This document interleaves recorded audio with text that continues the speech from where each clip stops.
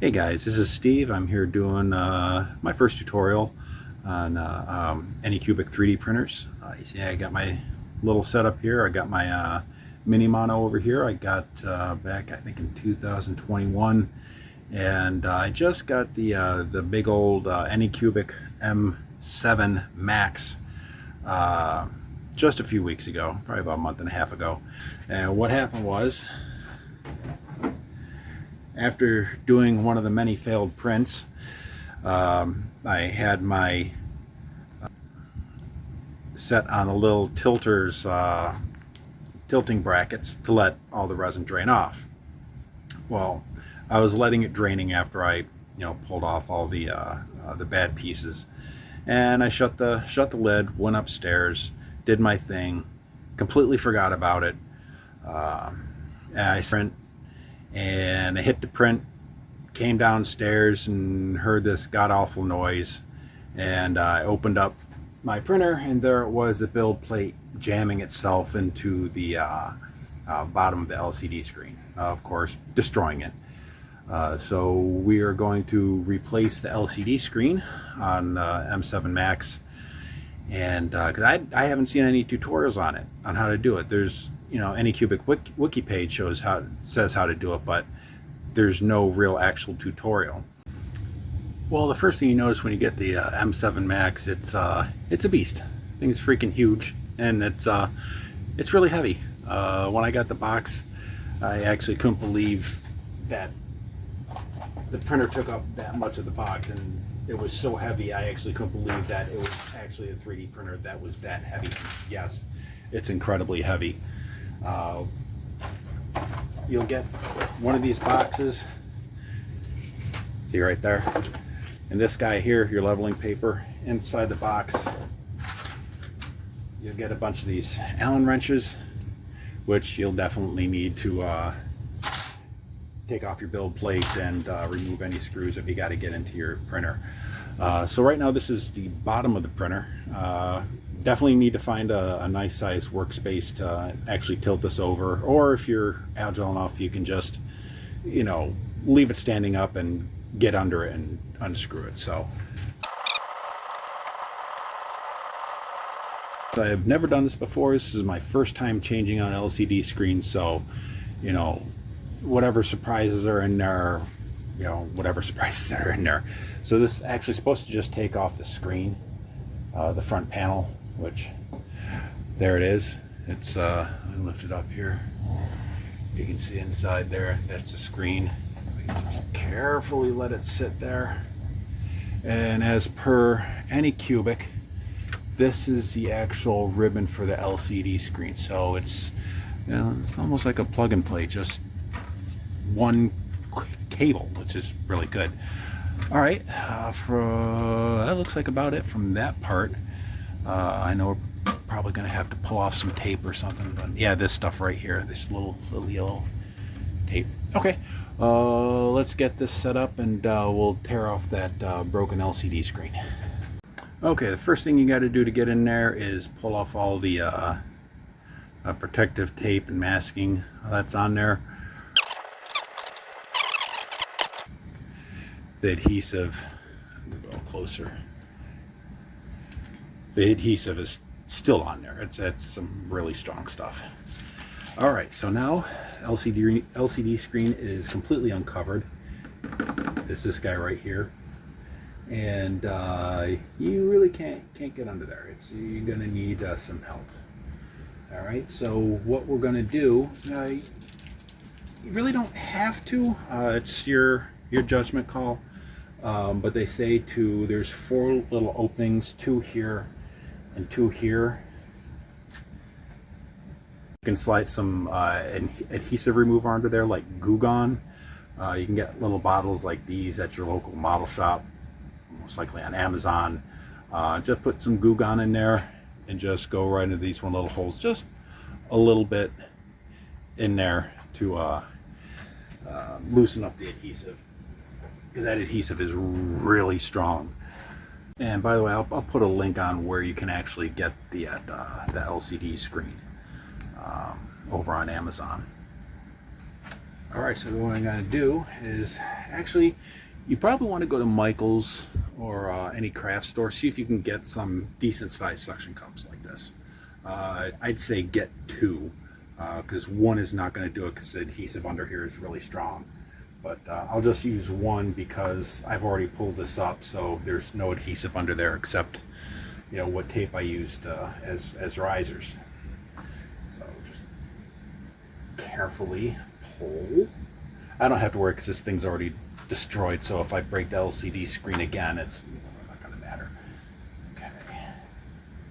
And if you're just doing this to raise your LCD screen, be very careful, because as you can see, I can lift this end up here, and you're bending right here, so be very, very careful. There we go. All right. Just pull it up. Okay, we're going to go back over here.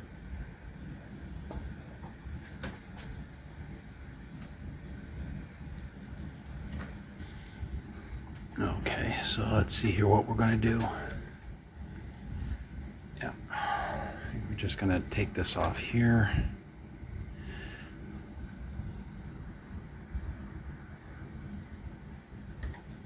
Take this off here. Again, like I said, I haven't done this before, so trying to figure out which. Okay, that plug removes. Okay, so it should be loose. Adhesive. So we'll just maybe pull that out. Make sure it's not sticking.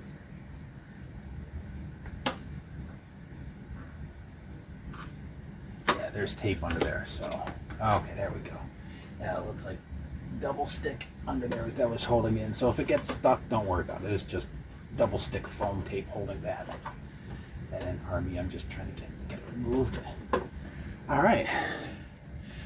So there we go, our old screen. Okay, now we got the new one, and it's got a protective film on it. Back. Gotta make sure this is all nice and clean. I mean, Windex is great. Don't get any of the off brands. Windex is king. I don't know. I've tried other brands of window cleaner, and they always seem to leave streaks, always streaks. Anywho, and you can use 90% isopropyl alcohol, or as Uncle Jesse over on the Uncle Jesse channel, isopropanol, as he would say. All right, so we're just going to put this back in, slide it in there. All right, beautiful.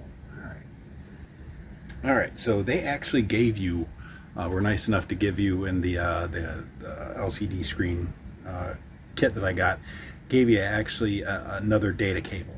So just in case this one's screwed up, you know, you're good. You got another one. So yeah, just go ahead and make sure the front gets slid back in here. Make sure, can you see it? There's like a little lock there. This black bar here. Let's see if I can bring it in a little closer.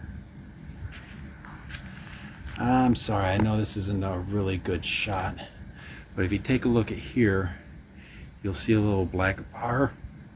I didn't see this when I was pulling it out. It was already flipped up. There's a little black bar here that has it locked in. Just flip it up, and you can just pull it back and pull it out.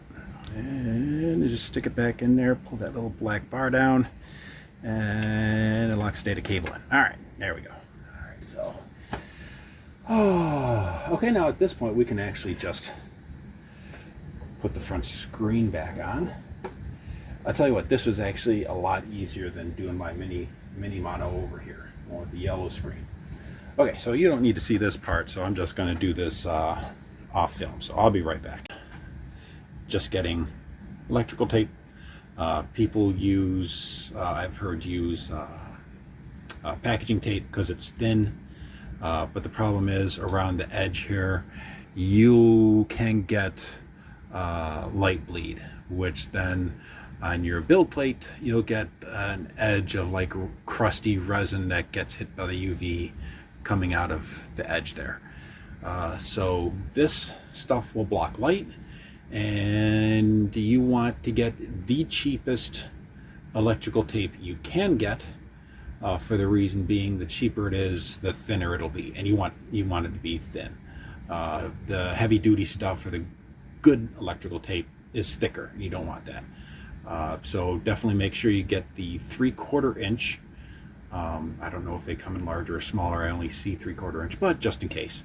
And you can see the edge right here to line it up, and you only want to go maybe 3/16 of an inch on there, because any farther in, you're going to get in the way of the actual image that LCD screen creates. So we'll fast forward this, because this is going to take a minute or two.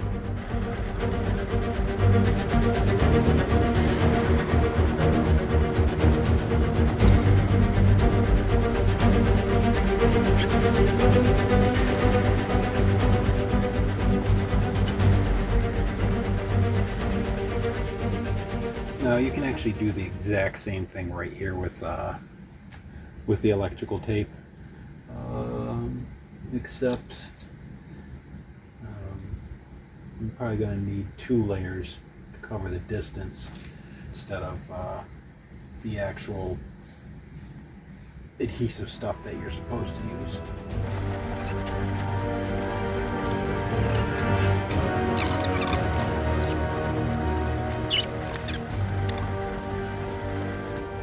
Alright, you're all set. You should be good to go with brand new LCD screen. So I hope that helped you guys out a little bit. I'm probably going to be back with some more tutorials, or just some tips and tricks that I found, by using my 3D printers over the past few years. So yeah, I hope you guys enjoyed my long-winded tutorial, and I guess I'll see y'all soon. All right, bye.